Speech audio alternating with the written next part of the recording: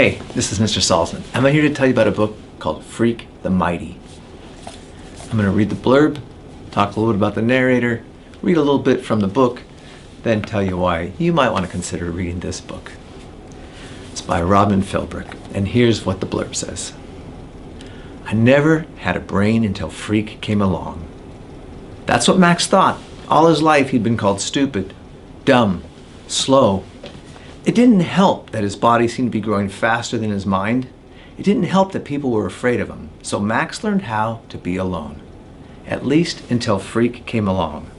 Freak was weird too. He had a little body and a really big brain. Together, Max and Freak were unstoppable. Together, they were Freak the Mighty. The book, Freak the Mighty. The narrator of this book is Max, and Max is a kid who has had a tough life. He's big, doesn't have a father, he lives with grandparents, and when people see him, they're afraid of him. And they're afraid of him because he reminds them of his father, who we learn more about as the book unfolds.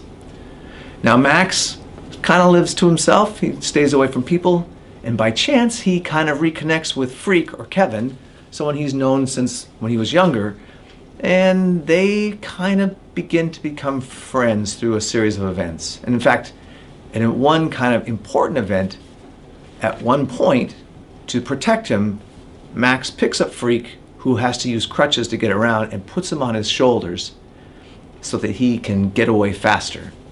And in doing so, he creates the new person, Freak the Mighty, the combination of Kevin or Freak's brain and the body of Max. Let's hear what the narrator sounds like. I never had a brain until Freak came along and let me borrow his for a while. And that's the truth, the whole truth. The unvanquished truth is how Freak would say it. And for a long time, it was him who did the talking. Except I had a way of saying things with my fists and my feet even before we became Freak the Mighty, slaying dragons and fools and walking high above the world. Called me Kicker for a time. This was daycare, the year Grim and Graham took me over, and I had a thing about booting anyone who dared to touch me, because they were always trying to throw a hug on me like it was medicine I needed.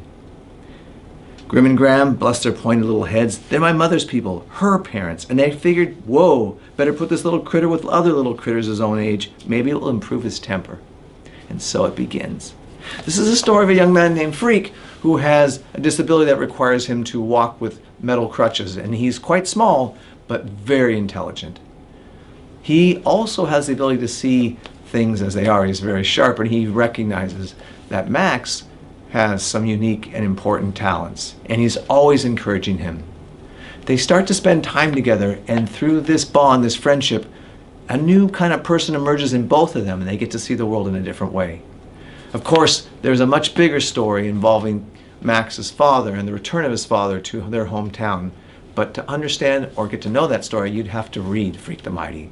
If you like stories about friendships, or about people overcoming difficulty, or about people who might have disabilities, and possibly with some sadness as well, you would really enjoy Freak the Mighty.